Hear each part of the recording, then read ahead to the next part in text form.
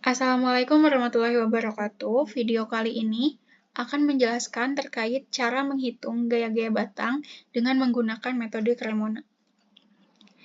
Berikut diberikan sebuah contoh rangka batang untuk dianalisis gaya-gaya batangnya.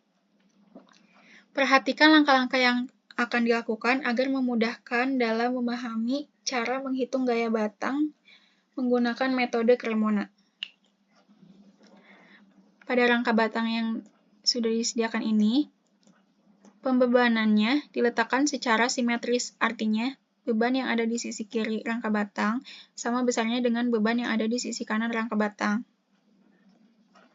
Kemudian, untuk menghitung gaya-gaya batang dengan metode Cremona, tahap awal yang dilakukan adalah karena metode Cremona ini metode grafis, sehingga penting sekali untuk menentukan skala. Di sini skala yang digunakan adalah 1/2, artinya 1 cm pada penggambaran akan mewakili besar gaya sebesar 2 ton. Setelah itu, tahap selanjutnya adalah menghitung reaksi tumpuan. Rangka batang ini merupakan rangka batang yang memiliki beban dengan perletakan secara simetris. Sehingga rumus yang berlaku adalah untuk RAH sudah pasti 0 karena pada rangka batang ini yang horizontal hanya RAH saja.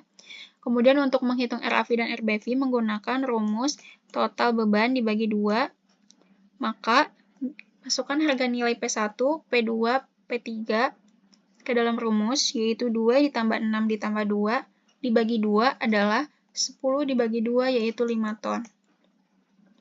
Sehingga nilai RAV dan RBV sama-sama 5 ton. Kemudian, tahap selanjutnya adalah tentukan urutan titik yang akan digambarkan. Prinsip dalam menentukan urutan titik ini dengan cara searah jarum jam dan diawali oleh titik atau gaya yang sudah memiliki nilai terlebih dahulu. Pada titik A atau pada titik kumpul A, ada gaya RAV, P1, S3, dan S1. RAH tidak usah dimasukkan karena nilainya 0. Yang sudah memiliki nilai atau yang sudah diketahui terlebih dahulu nilainya adalah RAV, maka RAV ada di urutan pertama, kemudian dilanjutkan dengan P1, S3, dan S1. Karena pada urutan ini yang sudah diketahui nilainya adalah RAV dan P1, maka pada urutan ini yang belum diketahui nilainya adalah S3 dan S1. Kemudian di titik C ini yang memiliki gaya adalah S1, S5, dan S2. Kemudian, karena pada titik A sudah diketahui S3 dan S1, maka S1 di sini sudah diketahui nilainya terlebih dahulu, sehingga dia ada di urutan awal, dan dilanjutkan dengan S5 dan S2. Sehingga yang belum diketahui adalah S5 dan S2. Kemudian, untuk di titik D, urutannya dimulai dari S5. Kenapa dari S5? Karena S5 sudah diketahui nilainya terlebih dahulu pada titik C, pada penggambaran sebelumnya di sini. Sehingga saat di titik D, S5 ini sudah memiliki nilai terlebih dahulu. Diawali oleh S5, bergerak searah jarum jam, maka dilanjutkan oleh S3, P2, dan S4. Kemudian, tahap selanjutnya adalah menggambarkan gaya batang dengan berdasarkan urutan yang sudah ditentukan. Untuk memudahkan, bedakan warna untuk penggambaran titik A, titik C, dan titik D. Kenapa titik B tidak digambarkan? Karena, kembali lagi, rangka batang ini merupakan rangka batang yang memiliki pembebanan secara simetris, sehingga jika kita meninjau yang titik B, kita akan mencari S4 dan S2, sedangkan S4 dan S2 ini nilainya akan sama dengan S3 dan S1. S3 dan S1 ini sudah kita tinjau pada titik A, sehingga titik B tidak perlu ditinjau lagi. Setelah itu, kita gambarkan diagram Cremonanya. Dalam menggambar diagram Cremona, batang itu tidak boleh dituliskan arah bergeraknya. Jadi, ditunjukkan hanya oleh nilainya. Jadi, jika nilainya negatif itu mendekati titik simpul, dan jika nilainya positif adalah meninggalkan titik simpul. Yang pertama, kita menggambar titik A terlebih dahulu. Titik A urutannya adalah RAV, P1, S3, dan S1. Kita gunakan warna merah. Di sini kita menggambar RAV. Untuk mendapatkan garis seperti ini, yang perlu kalian lakukan adalah pertama, yang kita ketahui adalah S1. S1 ini besarnya 2 ton. Maka, kita hitung S1. P1, mohon maaf. P1 ini 2 ton. Kita gambarkan P1 arahnya ke bawah sebesar 2 cm. Kemudian, P2 adalah 6 ton. Jika diskalakan, maka 3 cm. 3 cm sampai sini. Kemudian, P3 2 cm.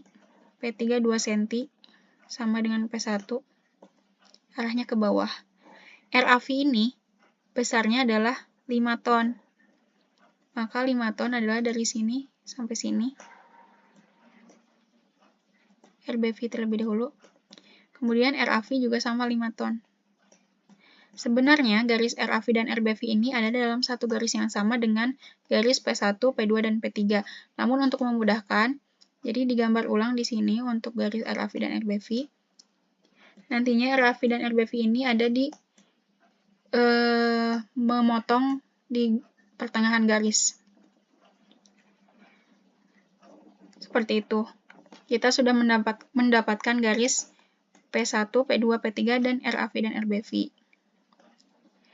Kemudian, jika sudah mendapatkan garis P1, P2, P3, dan RAV serta RBV, langkah selanjutnya adalah menggambarkan titik A. Titik A itu urutannya dari RAV, P1, S3, dan S1. Dimulai dari titik tengah ini, gunakan warna merah. Titik tengah ini bergerak ke RAV. RAV arahnya ke atas. Bergerak ke RAV sampai P1. Bergerak ke RAV sampai P1. Ini perlu diingat ya. Ini perlu diingat. Kemudian setelah dari P1 bergerak ke S3. S3 ini mendekati titik kumpul, maka dia arahnya ke sini. Dan nilainya negatif karena mendekati titik kumpul. Kemudian, kalau misalnya menggambar Cremona itu, saat dia dimulai dari titik awal, dia harus berakhir juga di titik di mana dia memulai menggambar garis. Untuk itu, di sini, kita menggambarkan S1.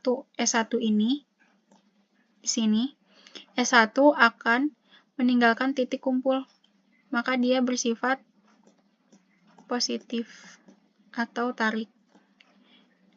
Penggambaran ini, titik A ini, dimulai dari titik ini dan berakhir di titik ini. Maka titik A sudah selesai digambarkan. Kemudian kita lanjutkan dengan titik C. Titik C ini urutannya adalah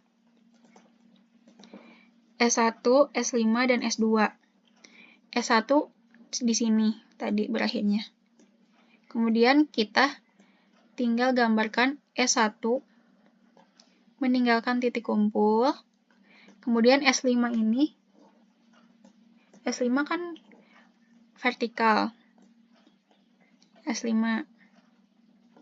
Karena S5 tidak bisa kembali ke titik kumpul, maka S5 ini nilainya akan 0. Sehingga tidak usah digambarkan. Kemudian kita lanjut untuk menggambar S2. S2 ini akan kembali ke titik awal di mana garis dimulai.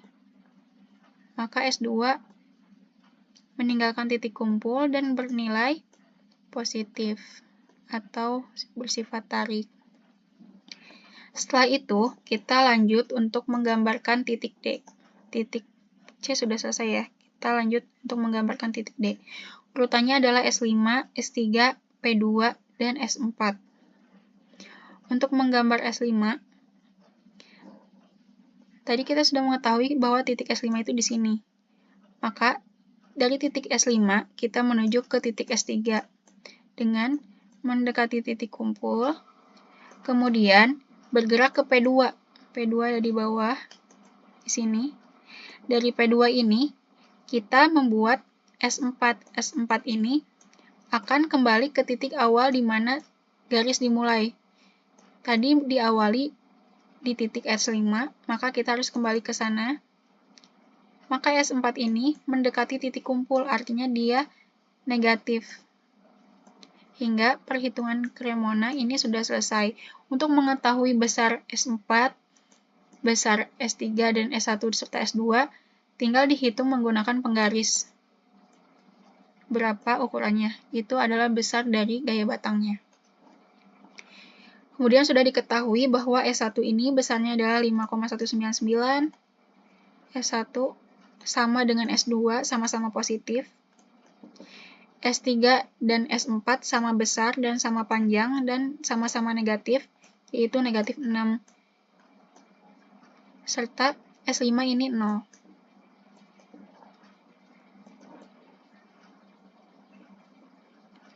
Untuk keakuratan perhitungan, tergantung pada keakuratan dalam menggambar dan menerjemahkan kepada skala. Sehingga kesimpulan dari perhitungan gaya-gaya batang ini dengan menggunakan metode Cremona adalah hasil dari perhitungan gaya batang, karena rangka batang ini merupakan rangka batang dengan pembebanan secara simetris, maka besar S3 akan sama dengan S4, begitupun besar S1 akan sama dengan S2, dan S5 akan sama dengan 0.